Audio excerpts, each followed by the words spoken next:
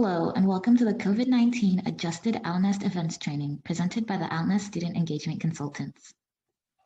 In this presentation, we will be going over the RISE contract tracing policy, how to create events in OwlNest, and how to track event attendance using various OwlNest features like RSVPs and the Campus Labs check-in app. Due to COVID-19, there have been more precautions set in place to ensure that in-person events have appropriate contract tracing and other safety measures. For additional information on this, visit the website linked on this slide. Fortunately, OwlNest makes it easy to be able to perform a variety of functions to keep track of event attendance and make sure that all events are in line with current policies. OwlNest allows you to do things like capture and manage RSVPs, check people into events, and upload attendance data. Let's go ahead and begin with the process of creating an event using OwlNest. Events can be created by primary contacts and organization members with full events access. For more information about assigning positions and access level, watch the OwlNest roster management training video or check out our access levels document on our OwlNest page. Due to some additional steps in the approval process, please make sure to create your event 1 week in advance. To create an event, switch to Manage View. You can do this by using the drop-down menu near your icon in the top right. Then you can choose the organization that you want to create an event for. You will be able to select events from the drop-down menu in your organization page. Then you can click Create an Event. When creating an event, enter an event title, theme such as athletics or social, description of your event, a start and end time, and a location. Remember that a more detailed description will increase the chances of your event coming up in a search. You can also choose to co-host your event with other organizations. You can add up to 18 different times and locations within one event submission. Upon approval, each instant of the event you created will become its own event that can be individually edited. For online events, there is the option to add an online location by providing a link, instructions, or both to access the online meeting. Something to keep in mind is to add in restrictions as to who can view certain online links, so outside visitors are prevented. We will go over how to do this later on. For in-person events, you can just click location and enter location details. If you are using a RISE public space, you will have to fill out an outdoor request form in addition to creating the event. This can be found on the Club COVID Event Planning Resources and Guidelines page on studentcenter.rice.edu.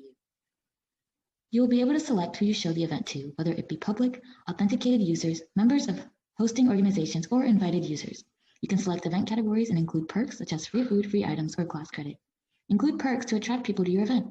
There are now also categories pertaining to in-person, hybrid, and online events. More specifically about the Show To field.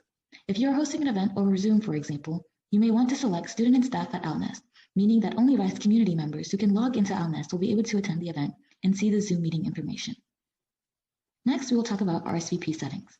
By default, anybody able to see your event can RSVP. However, you can select to only accept RSVPs from invitees or disable RSVP entirely.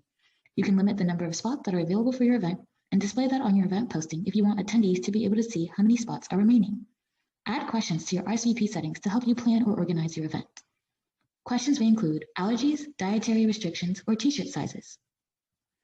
Following an event, you can ask attendees to rate it. You can also add event evaluation questions for event attendees to answer post-event. If clubs want feedback on the event, or for attendees to submit ideas for future events, this can be done through this feature. To help your event stand out, upload a photo. If you choose not to do so, the default photo will be chosen based on the theme of the event. Next, fill out additional questions that are necessary for your event to be displayed on OwlNest. Note that your responses will not be visible on your event page and that events with alcohol or minors will require approval and have additional questions. You will also need to fill out questions regarding handling of any food at your event to ensure the safety measures are being followed to decrease interactions between vendors and attendees. Finally, acknowledge your submission. Remember that acknowledging event approval only allows the event to be featured on the OwlNest events page and does not confirm your space reservation. Like stated before, you will have to fill out an outdoor space request. Then you can review your event submission and submit. Select whether you want attendance at this event to be shown on a student's involvement resume. Next, we will go over managing your events. Make sure to switch to the Manage View and navigate to the Events page like we did before. So you'll go to Manage View and select your organization. Then you'll go on the panel on the left side of your screen, select Events, and click the event that you want to edit. You can choose to manage events and filter events by whether they have been approved or canceled and look at events by status. If you click on an event, you can view the submission, track attendance, change event details, add invitations and RSVPs, or cancel the event. To change any details of your event, select Change Details within the event page. You'll be able to change details like time, date, and location of the event. Before these changes appear on your page, they will need to be approved by OwlNest administrators. You can also invite guests individually by clicking Invitations and RSVPs. To complete invitations, you will have 3 options: the organization roster, email addresses, and advertising the event link. To add invitees from the organization roster, select Invite Users, click the users you would like to invite, and at the bottom of the screen, you will have the option to send the invitation. To add invitees by email address, you can enter up to 500 emails in the text box provided, press Add Emails, and select Send Invitations. Another way is to simply take the link of the event once it's approved and send that link out to invitees so they can view the event in RSVP. To view submissions, go to the RSVP details on the Invitations and RSVPs page. Each invitee or RSVP will show their event response, the number of guests they said they would bring, and a link to their full RSVP, including any answered RSVP questions. You can also select Export to download all your invitation and RSVP email in a CSV file. To track attendance for your event, click Track Attendance on the Event Details page. You can manually assign attended, absent, excused, or non-applicable to each member. Use the Campus Labs check-in app to scan people in and take attendance, or click Add Attendance to add emails or upload files. Within an event, you can track attendance by the Text Entry tab and enter attendee information in bulk. If you collect users' email addresses during assigning at an event, you can copy and paste that information into the Text Entry field and add that attendance data. For each entry, you can also choose the attendance status and enter up to 500 attendees using this method, with 1 email per line.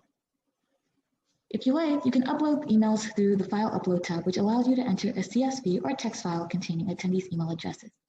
Select the identifier type, upload the file, assign the corresponding attendance status, and click Upload. By storing email addresses of attendees, you can send out further information or potential interest forms to your event attendees. Next, we will go over using the Campus Labs Event Check-in app to scan attendees in. Anyone with the access code can check in attendees for an event, and multiple people can check in at once. First, download the Campus Labs Event Check-in app from the Apple Store or the Google Play Store. Next, we will walk through how to find the event code. One thing to be aware of is that only organization leaders with access to events or the event creator can look up the access code. Like said before, if you don't currently have permission for events, you can request these permissions from your organization's primary contact. To get your access code, log into OwlNest and switch to the Manage view. Select your organization, open your organization drawer, and select Events. Select your specific events from the Manage Events page. The access code should be located in the bottom right corner. Only organization members with events access will be able to see events codes. Now that you have the access code, you can activate the Event Check-in app. When you first open the app will ask for the access code. Enter the event access code you just found and then sign in using your NetID and password. Make sure you allow camera access so the app can use your camera to scan QR codes. In addition, make sure you have Wi-Fi or cell connection. The app only works when it's connected to the internet. Once you've entered in the access code and signed into your account, you can start scanning. Use the scan feature to scan attendees' event passes, which are the QR codes, and be sure to click Check-in to ensure that the individual's attendance is recorded.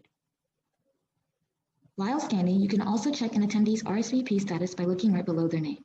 This allows you to selectively allow event access to people who RSVP'd. If an attendee doesn't have a phone or their event pass on them, you can look them up by going to No Pass or Lookup. This will let you look up people by their name or RICE email. An additional feature of the app is to look at the attendance list from the bottom menu. Anyone checking in attendees can access the list, which is automatically saved and updated as you check people in. If you want to remove an attendee from the attendance list, just swipe left on their name. Participants can access their event pass by using the Cork app or logging into OwlNest. Each QR code is unique to the student or faculty member, and if you want, you can print out your event pass and carry a physical copy with you as well. If you are planning an event and have any questions, please fill out a COVID event planning support form through OwlNest using the link below. We hope that was helpful, and thank you for joining us today.